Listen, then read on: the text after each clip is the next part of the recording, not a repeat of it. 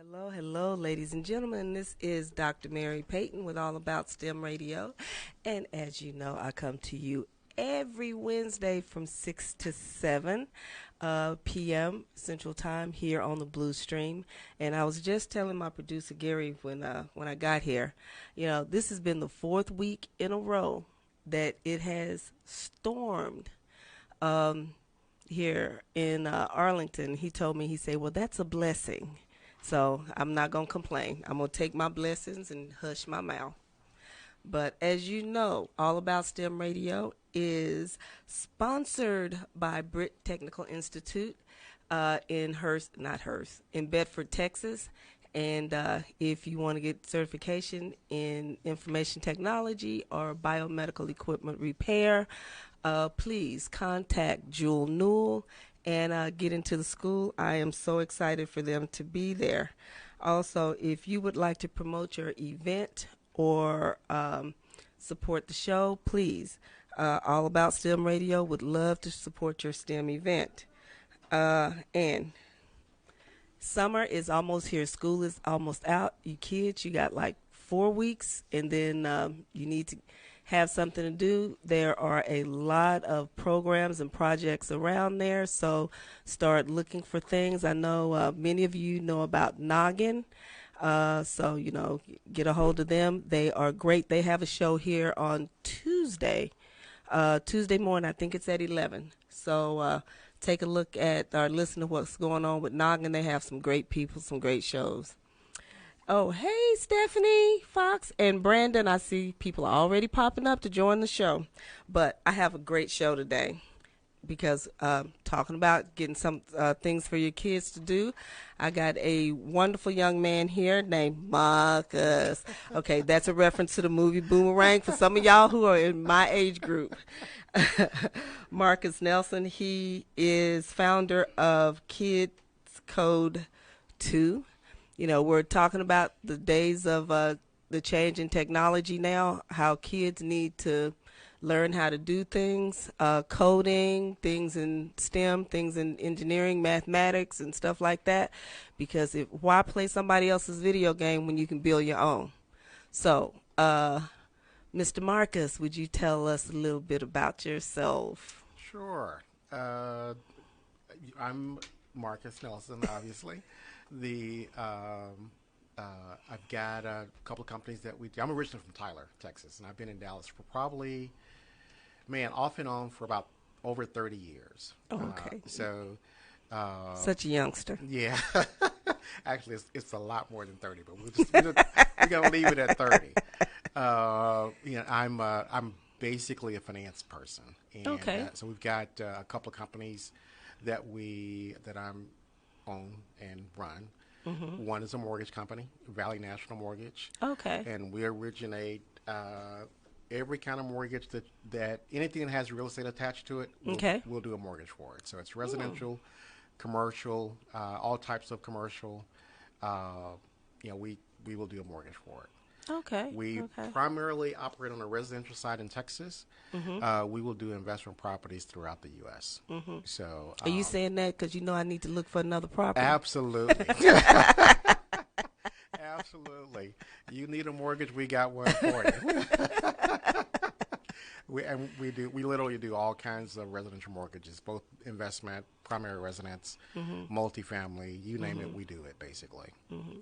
Now, I know this is STEM show and we're talking about STEM, but we're going to talk about money just a little bit. Let me ask you a question. Uh-huh. When people come to you for a mortgage, what kind of things or what kind of questions should they ask? Oh man, so I caught you off guard. No, not really. We get all kinds, and we like to have educated clients. Yeah. And so when somebody comes and they ask us a lot of questions, they ask us to run scenarios, we're more than happy to do it because we think that they're an educated client, and it makes it a lot easier for us to be able to do the transaction. So they should obviously ask about rate. They should ask about why. They should ask about what their credit score is. If people get confused about credit scores, they think that the minimum credit score to be able to get a house is a good credit score, and most times that's not the case. They should ask about the impact score has on rate, the impact score has on down payment, Oh, okay. impact score has on the kind of mortgage that you want to get. They should ask any and every question that comes to mind, and we're more than happy to kind of go through those details with them. If they want to go through a scenario, if they want to complain about what it is that we're telling them, we'll explain to them clearly why. And that's with every single transaction. Oh, that's good. Yeah. That's good. So, Because a lot of people want to buy a home, but people still are afraid. Well, because they don't know what to ask. They don't know what they need. right. And a lot of people are just so used to renting. Yep. So Yep. So, we're happy to help. And then they don't want to ask the question because then they think, well, if I ask them, then they're gonna pressure me into doing so. They should ask. The more questions, the better. They should ask questions throughout the process. We have clients that we have helped with mortgages. I've originated for a really long time. So I have clients that we've had for more than 15 years. Oh, okay. And they continue to call and ask questions, not necessarily about a new home, but about the mortgage they actually have. If they get a piece of mail and it doesn't make sense, they'll pick up the phone and give us a call. So, we like to obviously cultivate those relationships because that means referrals for us, and then they'll come back to us at some point if they want another house. So, any question you can think of, we'll answer the question. We answer questions even when we think there may not be an opportunity for us to be to get the mortgage loan.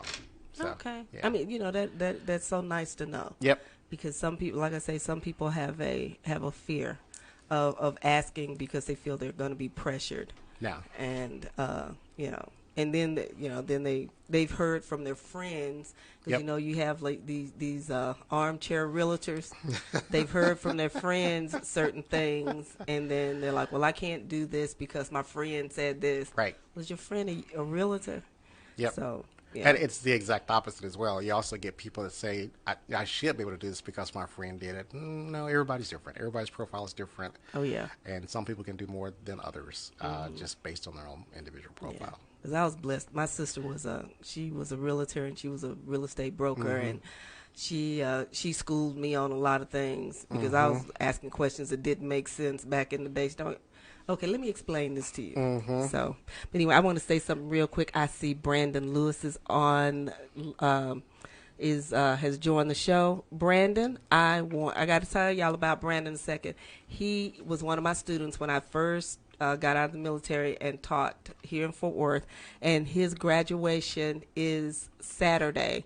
And Cool. Brandon, I plan to be at graduation. Since you invited me, I plan to be there. I don't know if I'll see you because the place is going to be so big, but I am extremely, extremely proud of what you are doing and have done with yourself. So anyway, I had to give my baby a shout out there. Very good. But you've been in real estate all these years. What made you want to step over into the STEM environment to work with kids? Well, before I got into real estate, when I first got out of college, I was a geek. I was a programmer, report writer. Really? Oh, yeah. That wasn't in your bio. You didn't tell me that. No, that's because that was way like right after the flood.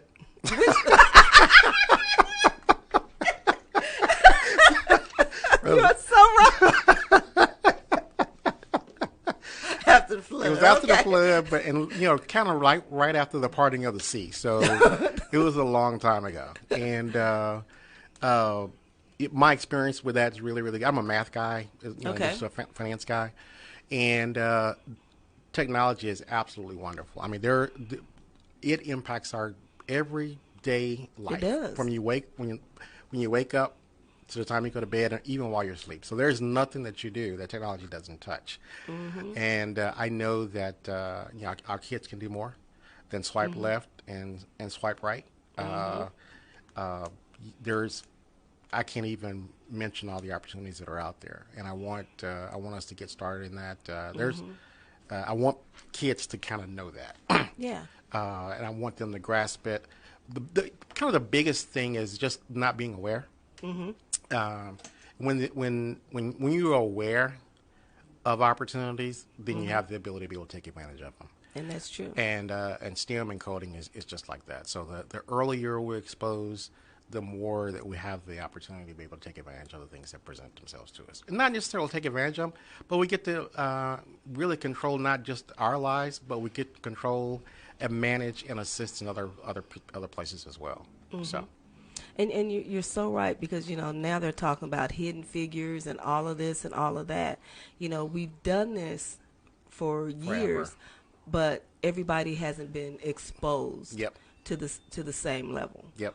Like I had Dr. Shante Johnson. I was like, dang, what's her name? She is a oceanographer. Mm-hmm. I mean, she's from the Metroplex, but she was exposed because her parents put Mm-hmm. her out there. And there are a lot of things that we as parents don't know that's out there for our kids to get them involved in. I mean, because when you look at Bill Gates, he wasn't, he was just working at the computer place, and then he came up with Microsoft. So, you got to know what's out there, and you got to have some experiences in it. Yep. So it could be life-changing. Mm-hmm. So tell me a little bit, what's the mission and vision of Kids with the Code? So their overall mission, we're in the process of setting up a nonprofit. Yes. Called the A.C. Nelson Foundation. It'll probably be up and running in about 60 days. Okay. The primary mission is to empower underserved communities through education and economic empowerment. Mm-hmm. Kids Code 2 fits both of those. Mm-hmm.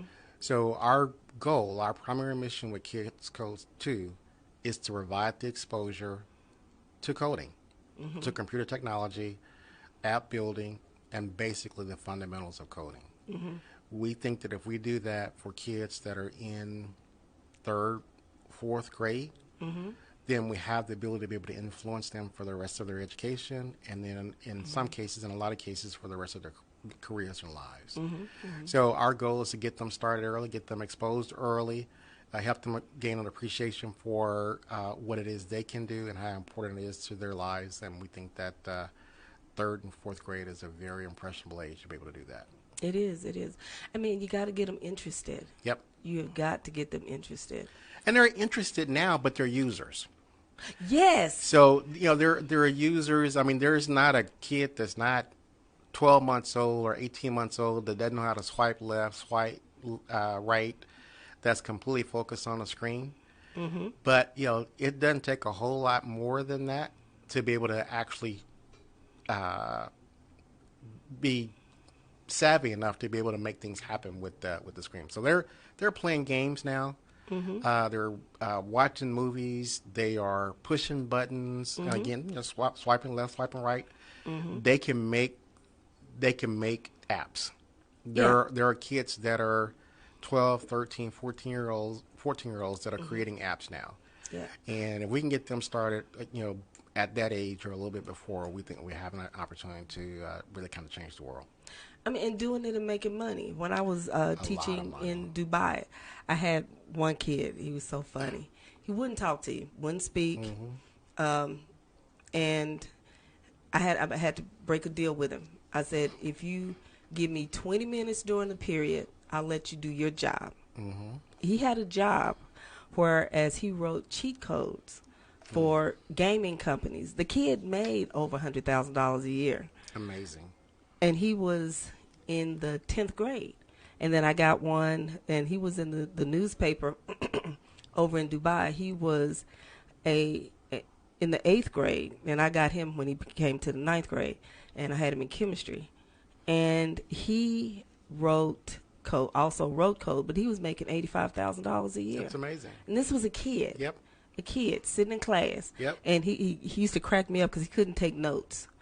Writing notes were totally oblivious to him. So all of my notes were posted. And he'd print them out and he'd glue them in his notebooks. I'm like, anything you have in your notebook you can use on the test. The child would sit there and listen to every word. He could go to the board, work chemistry problems.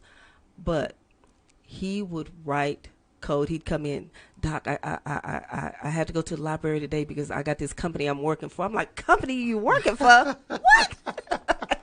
So you're right. If we can get if we can get kids exposed, it will be life changing for them and life changing for us as well. Because they're, yeah, the, granted, the Mark Zuckerbergs, those guys are smart. Oh yeah. Not to take anything away from them, No. but there's a whole bunch of other smart people too, and they just don't have the exposure Yes. to be able to use the creativity and the knowledge that they have. And we think if we can get them early and get them exposed early, then they literally can change the world. Because I'm definitely gonna come over when your camps start because I want to learn how to code. It is.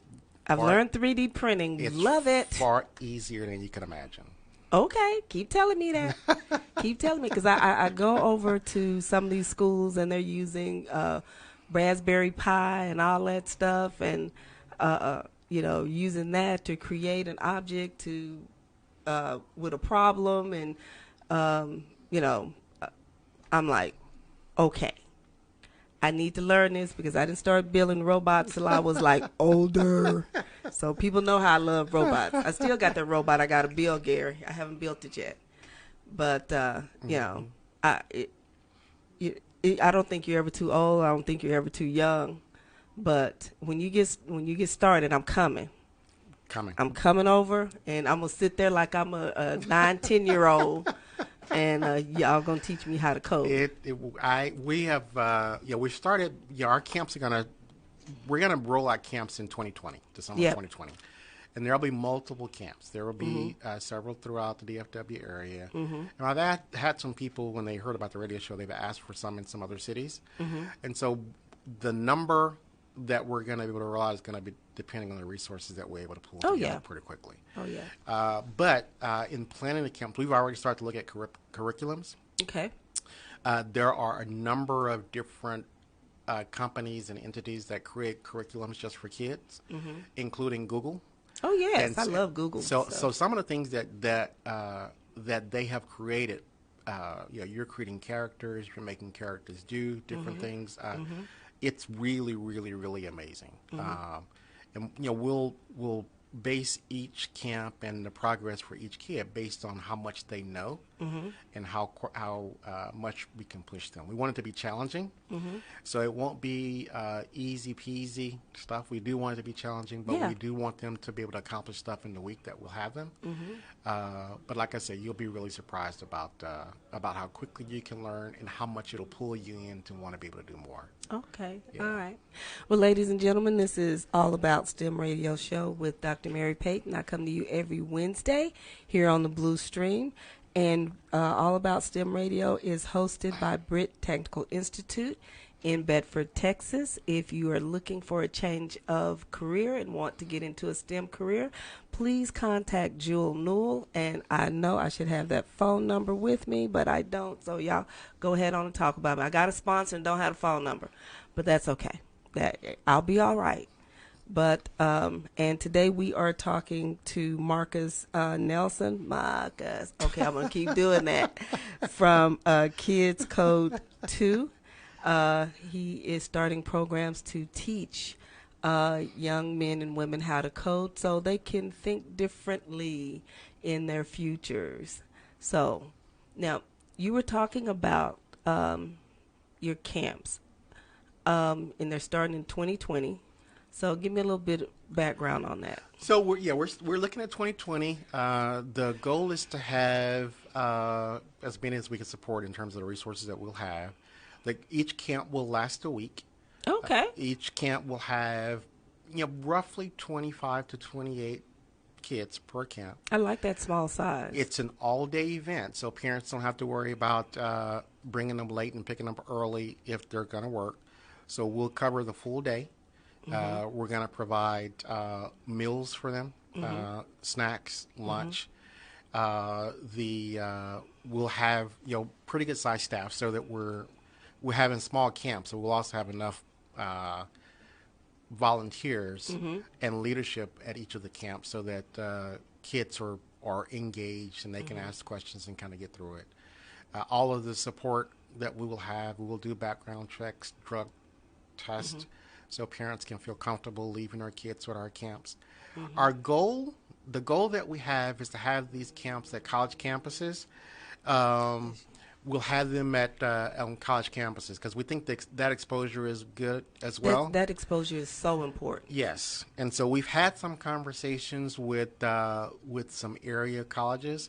We don't have deals done yet, Yeah. but hope to have those done fairly quickly. We'll try to have the commitments for those locations before the end of the summer, this summer. Exactly. And that way we can kind of plan around all the logistics associated with that particular facility. So that's kind of a day in the life of a campster, if you will. Again, it's 5 days a week, all day. You have the ability to be able to know where the camps are going to be, register your kids, sign up as early as possible. With the camps being that small, Yeah. then a camp will fill up pretty quickly. We think the demand is going to be fairly high. Oh, I think it will too. Yeah, and so we're looking to have them in underserved markets. So if you can think of college campuses that are in underserved markets, we're targeting those targeting those colleges, and you want to raise your hand fairly early and say, "Hey, I want my kid to be in." One of the good ways to keep up with what it is that we're doing our progress is to follow us on our Facebook page. We've got a Facebook page, Kids Code 2. Yes, they do. Yes, and we have a website, Kids Code 2. It's kidscode2, the number 2.com. And as we make progress, we'll post and keep you informed, and you'll be able to engage with us there. You can email us at info@kidscode2.com. With any questions that you have that we didn't answer, that we're not answering today, and for specifics. Okay. Now, I'm going to go back a little bit about the camps. You say they're 1 week One camp, week. all One day. week. All day. How many weeks are you going to have these? So that's going to depend on resources as well. What are you looking at? So that's going to depend on resources as well. We'll talk about what it is we're needing in terms of staff and financial support to be able to get them all done. So we're planning to start. We'll skip a week after school ends.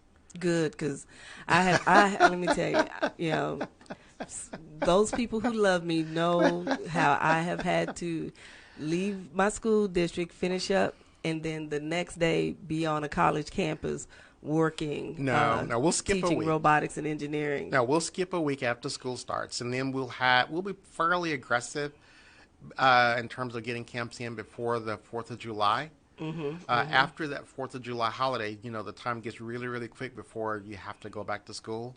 Yeah, and people are wanting to take vacation. For That's some reason, exactly right. that July month, people are wanting That's to take exactly vacation. right. That July and that first week or two in August. That's exactly right. So we'll try to get as many in as we can during that time period. Skip a week after school ends, and before July 4th, we'll try to get in as many as we can then.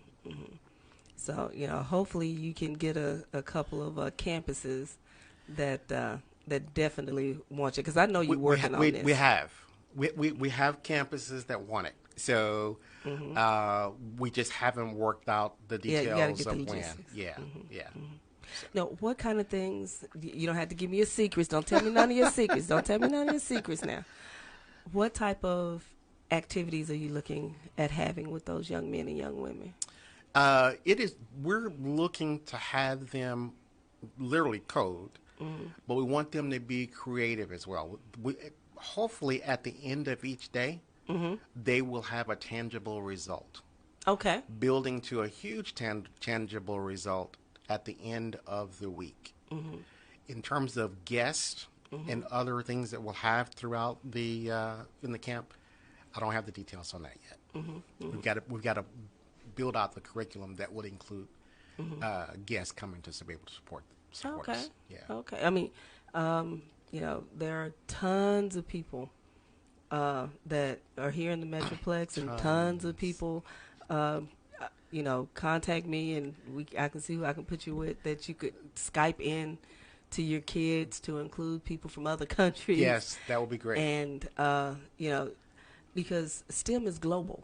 This This is global. This is no longer you go work for, a manufacturing company and you stay there till you get your gold watch, and then you retire and you're done. You know, and you work in your neighborhood, you live in your neighborhood, you buy your groceries in your neighborhood. Now It's it's global. and Dallas is the Dallas Fort Worth area is becoming a really, really important hub Yeah. in terms of technology development. Oh yeah. I'm goofy enough where when I'm not originating mortgages and doing other real estate type stuff, I participate in a lot of the events that the Dallas Entrepreneurial Center has, Okay. and there are tons of tech companies that are being started. They're literally startups that are developing all kinds of stuff. When I say all kinds of stuff, I'm talking payroll programs.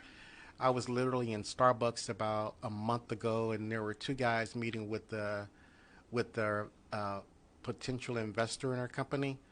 They were building a medical distribution tech company. I mean, it's you name it, it's happening. And I officed my mortgage company officed in a bill over at the Galleria about 4 years ago, and there was a pay company, an app pay company like Google Pay, that literally occupied an entire floor. And those Wow. kinds of things are happening throughout the Dallas-Fort Worth area.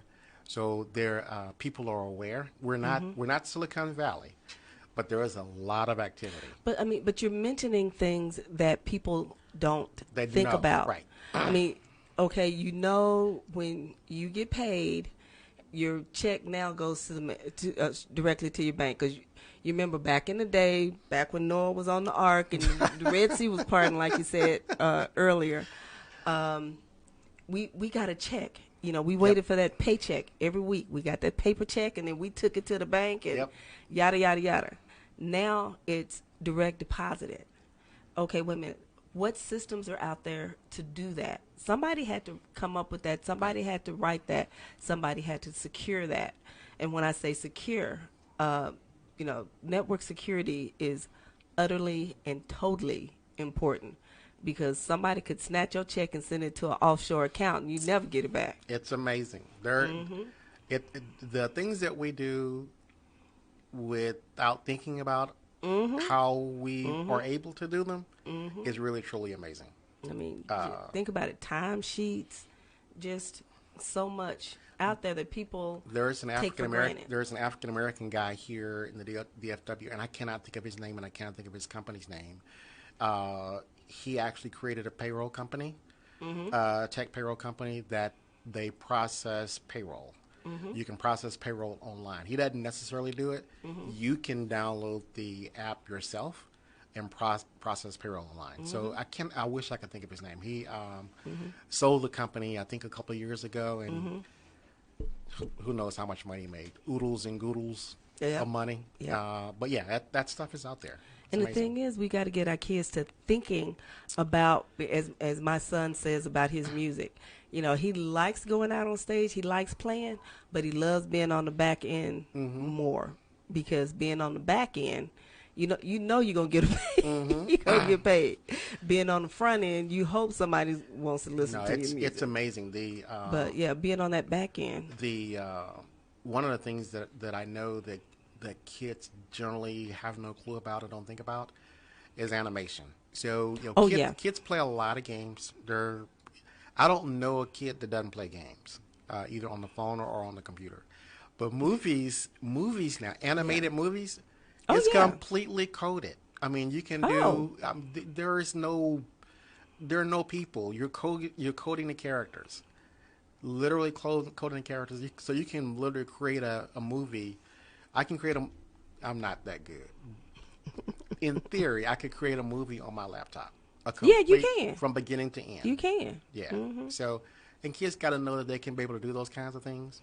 And hopefully in the camps, when I say tangible results at the end of each day, they'll be able to talk about those kinds of results where they're being able to create animated characters. Yeah. And they're not only animated, but they're interactive. So they can actually do things with those characters as well. Because see, a lot of these things kids aren't going to learn in their classrooms. No. Because, I mean, when I was in the classroom, yes, I had my kids create movies and videos and stuff related to the labs that we did, and I'm like, I don't want a PowerPoint, I want a Right. video. And I was totally amazed at the things that they came up Right. with. Um, when I was at a school recently, the Goins STEM Academy over here in Arlington, I went to their open house, and this young man had used a Raspberry Pi, and he was doing weather tracking with a Raspberry Pi. He had written the code for it. And if y'all don't know what a Raspberry Pi is, it's something that is a little bit squarer than your cell phone, and it is a microcomputer processor that you can use, and you can connect it to any type of monitor or TV, and have your little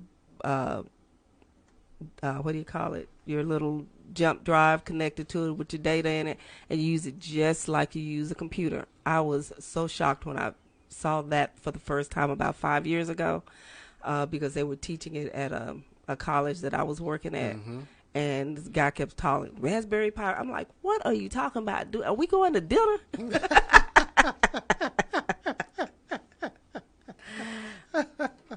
But no, yeah, it's amazing. Mm-hmm. It really truly is amazing. But it's great to have them to build and develop Mm-hmm. things Yes. and problem solve. I mean, I'm thinking about your market. Okay, when people look for houses, how do they normally look for them? Well, that's changing. So I know it's changing. It's changing Hey, dramatically. Matilda, I see you here in So, Viviana. one of the things that Amazon just recently announced they're going into the mortgage business. Really? Oh yeah, absolutely. So Zillow's in the mortgage business. Yeah, I know they are. So our market is becoming a technology-based market, Mm-hmm. and if you can't keep up with the technology, you're going to be out of business. Mm-hmm. So people, Quicken Loans is, Mm-hmm. we do business with Quicken Loans, and you hear the commercials about Rocket Mortgage. Yep. Technically, on Rocket Mortgage, you can do a loan application on your phone, be approved in less than 5 minutes. All the documents that the mortgage company is going to need related to your particular mortgage, your bank statements, your tax returns, your W-2s, they can literally pull that information in for you, so you literally never have to touch a piece of paper. And see, somebody had to write the code for that. Somebody Somebody had- had to design the code for that. It's a huge technology-based business. If we don't teach these kids how Right. to, excuse me, problem solve and develop, Right. we're not doing them a service. Now, I went to, and this has been about 7 years ago, and I think Facebook is, 10 years old? I don't know. Somewhere along in there. Not very old, 10 years old, 11 years old. So I I still went, have a MySpace account, and I'm on AOL. don't tell nobody. I'm teasing. Keep that to yourself.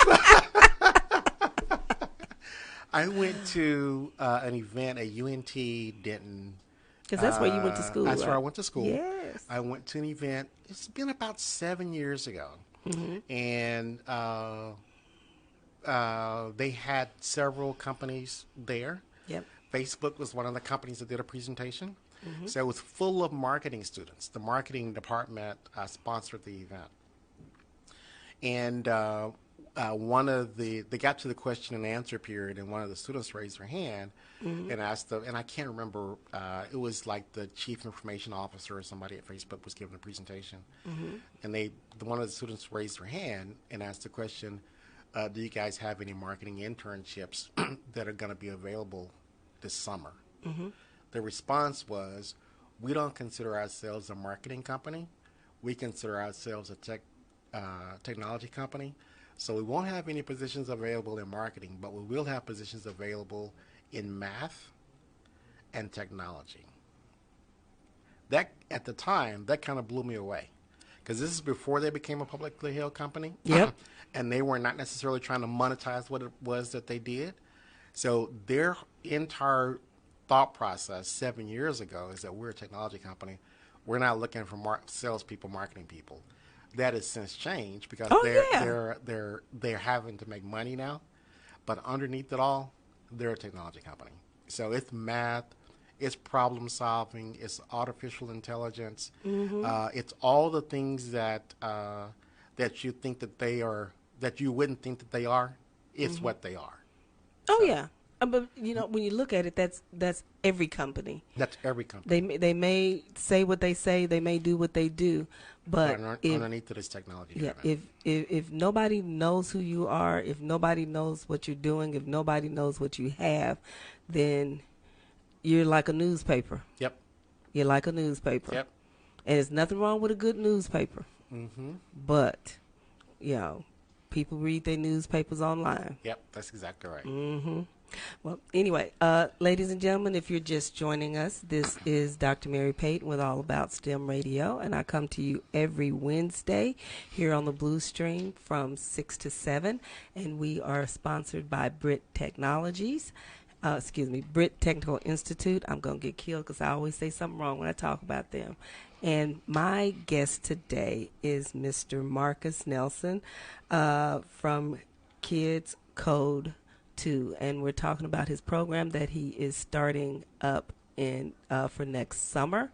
But you can't wait till next summer to start. So he's working now to get all the foundation set so that he can have training for your young men and women in coding.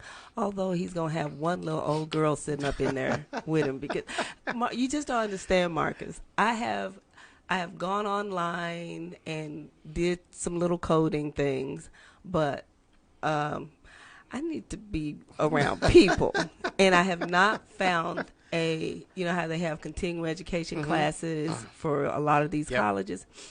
That's not one of the things that they have for us seniors. That's amazing. And I have not been able to find one. I've looked at all of the colleges around here. So if any of you know of a coding class for seniors, not high school seniors, someone that's over the age of 40, please hit me up here on Facebook, because I have been wanting to take a coding, because they have so many for children. Yeah. But I'll be a child at heart sitting in your class. No, it is. That's important. I actually have had people reach out to me this week and said, adults that have ideas for apps, and they need places to go and learn how to do that as well. So it's interesting. Yeah.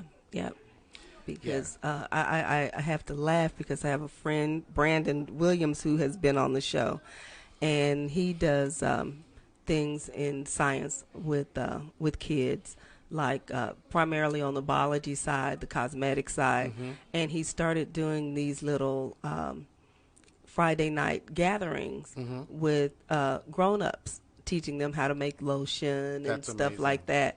And I haven't gone to one, but I've seen the pictures, and I've talked to him about them, and they've had a blast.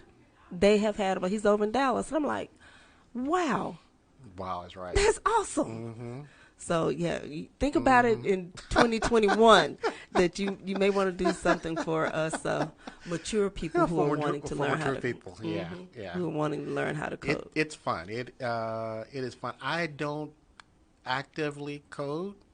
There are some things that I do know how to do that are really creative. And you're right. You once you get started, you'll want to do it. You want to be sure that you have time to do it. Oh yeah, because you're gonna have time. Yeah, exactly. 'Cause, I did some things years ago, but I haven't done anything recently. But that was years and years ago. The new stuff is so much different, because back in the day you had Cobalt and Fortran and C and C plus and. They don't do that anymore. They have so many authoring systems that you just type in the code and you make it work. Yes.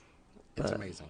It is. It is. But, you had spoke earlier about what you're going to be looking for as far as your team. So resources. So what we'll be aggressively doing, what we need immediately is people and money. Always people and money. So we will be aggressively pursuing 3 primary positions, full-time paid positions. Okay, y'all hear that? Full-time paid positions. So one is the executive director of the foundation. Okay.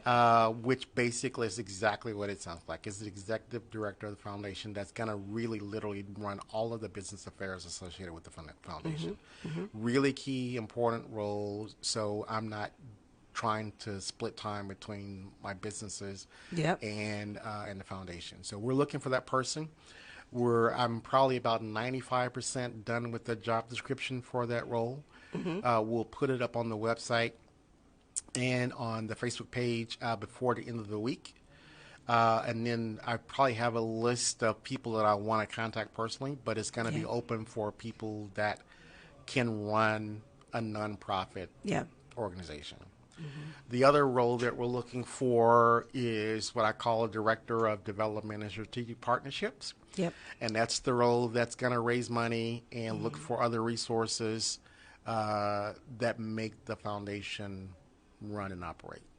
So that particular job description, I'm probably only about 20 or 30% done Yep. with that one. We'll have it done before the weekend is up and have that up on the website as well. And the other really critical position that we're looking for is a program director. And that's the person that's going to develop the programming for Kids Code 2. So we've got all the outlines, we've got a PowerPoint, we've got all the pieces for it, but the logistics and actually pulling the program together, that's going to be that particular role. Those are the key initial paid full-time positions that we're looking to kind of get up and going really, really fast. Really, really fast means probably by the end of June. Yeah. So that we have a full 12 months to be able to get all the things done that we need to get done. Yeah. Once we get those positions in place, those folks may identify other people that they need to support them, and it'll be their responsibilities to try to convince me that that they need that person, and then we can then try to chase the resources to be able to fund it. So, and the other thing is obviously money. Money is huge. Money makes the world go round. Obviously, it'll make our programs work. Yeah. We fortunately we have interest from corporate sponsors. We are not our nonprofit will be up in about 60 days. We got that work done. It's in process. Yeah. We will be able to actually go really hard soliciting sponsors for camps. We've contacted and have been in touch with and have interest from some very, very large corporations. Great. So we'll be able to fund those fairly quickly, I hope, that we'll be able to get our arms around what it is they're going to want and then what it is that we're going to be able to provide and get the funding in the door. Now, that doesn't preclude us accepting funding from individuals and individuals that have companies that support STEM. If you work for one of those companies, please reach out to us and say, hey, raise your hand and say, my company would be interested. I'll help you with the logistics internally inside of my organization. And if you want to write a check individually, we'll take an individual check as well. So with the 501c3 designation, you'll be able to write that off of your taxes. So those are the things that we're looking for, the resources that we're looking for to be able to make it happen. People and money. Always people and money. So if you know people or if you are a person out there that would be interested in working for, volunteering for, helping to do whatever it is that you can do that we would need you to do, please reach out to us. Reach us via the Facebook page, or reach us via the website and the email address info@kidscode2.com. Well, hey, this is, just thinking of what this is going to be and what this is so far, this is going to be a great tool because, I think of other organizations like this, such as Black Girls Code and Girls Who Code and stuff like that. Boys and Girls Clubs have an organization. Yep. I think DISD is going to have camps. So there are a lot of opportunities. Yeah, there are opportunities out there, but ours is free. There's not enough. There's not enough. There's not enough. There's just not enough. There aren't enough because you look at these kids and you look at these grown-ups such as myself in my age group. There's so many things that you have to do either online or on your phone or you can't find a job without an email address. It's amazing. You used to be you had to have an address, then you had to have a phone. Now you had to have an email address. You can't apply for a job unless you do it online. If you had a teacher like me, all of your quizzes when you sit down in my class, you log in, you open your laptop, you log in, you do your quiz, and then we get on with class. You have all of this stuff that that technology drives, and to be on the back end of driving that with kids, it's gonna be amazing. Yes. I mean, I had a guest in not long ago from North Dallas area, and he showed up with like 11 kids that they come up with a problem and then they solve it, and they do different STEM competitions around. But to get someone that young involved in the realization of being, well, I can be a solution as opposed to being absolutely just swiping left and swiping right. Absolutely. Absolutely. It's pretty exciting. Yeah. Because, I mean, where do you see this taking off to once you start? One of the challenges that we'll have, and we'll have to think through it, the initial thing is obviously to get the camps up and going. Oh, I know that. But the longer term is sustainability. So yes. when somebody attends their first camp, we don't want that to be the last time we see them. Mm-hmm. So we've got to get them engaged so that we can track them, be with them, monitor them, and if they really have an interest in technology or STEM profession, be sure that we do everything that we can to make that successful for them. We've got interest in other cities, not just in Texas, but in the country. So we'll try to grow based on resources and people. Will grow. We'll grow the camps nationally, but at the same time, we want to be sure that we have sustainability, that we can be sure that the people that we have, we're in contact with, and we can get them where they want to be. Now, with that sustainability, because I was looking at your the bio that you sent me, and you said that you were wanting to start with kids ages 9 and 10. 9 to 11, 9 to 10, 11, 9 to 10, 11. Once you find you're having that sustainability, do you think you're going to grow as far as going up in age? Because there's a lack of certain things when you get to certain kids, like in 8th, 9th, and 10th grade. There is. I'm not sure how we will expand that yet. We've got to think through that. Yeah. But you're right. I mean, there is this huge gap in folks that are, middle to high school. Yeah. And the exposure that they have or the lack thereof. So we've got to be able to figure out that gap. Yeah. But we'll have to think through that. Yeah. Because there are a lot of programs out there, and they're good programs, and they're solid programs, but let me tell you, there still aren't enough. There's not. So, we've looked at some of the competing camps in the area, some of the competing camps in the area, and there are some that are $2,000 for a couple of weeks in the summer. Oh, yeah. And you're just thinking, there's just no way. I don't know if that's excluding folks or what that's meant to be. No, it's just the cost, because from my experience in working in the area from 2010 until off and on 2015, our program was free. Our program had been around for ever and ever. When I came back from Korea, I haven't gone back over to see what Jane is doing, because I think she was considering no longer doing it, because she's in her 80s or 70s, and if she hears me say this, she'll probably come to this mic and beat me up. But she had been at Wesleyan for 50 years doing this when nobody else was. But her same program that she's run over there for 50 years cost anywhere from $3,600 to $5,000 in the summer on other campuses, the exact same program. But she had sponsors. She worked with, and she was one of the first in the state to do what it was that she did.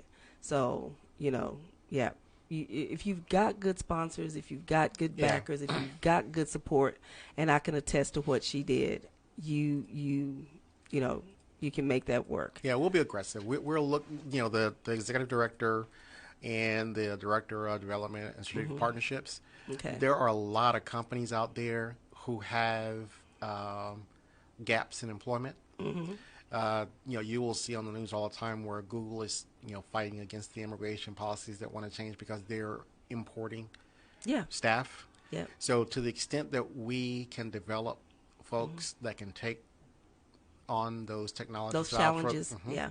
then we'll have the support of those kinds of sponsors. Okay. Well, ladies and gentlemen, I want to thank y'all. It's getting time for the show to end, and I mean, frankly, I could go for another at least half an hour with Mr. Marcus here, but I am so happy to have you here today. Thank you so much. It is a pleasure to be here. And this is Dr. Mary Payton with All About STEM Radio, and I will be back next week with Miss Stephonia Robinson. Robinson or Roberts? She's going to kill me because she's my cousin, but that's okay. And she is now teaching at TCU, talking about how herbs and flowers and plants are medication. She's working with doctors and nurses over there, and I am so excited to have her on the show next week. And thank y'all for joining me. And don't forget, we are sponsored by Britt Technical Institute in Bedford. So if you're looking at having a STEM life change, please contact Jewel Newell. She will be more than happy to get you going. And until next week, have a great STEM summer because it's coming up. Bye-bye.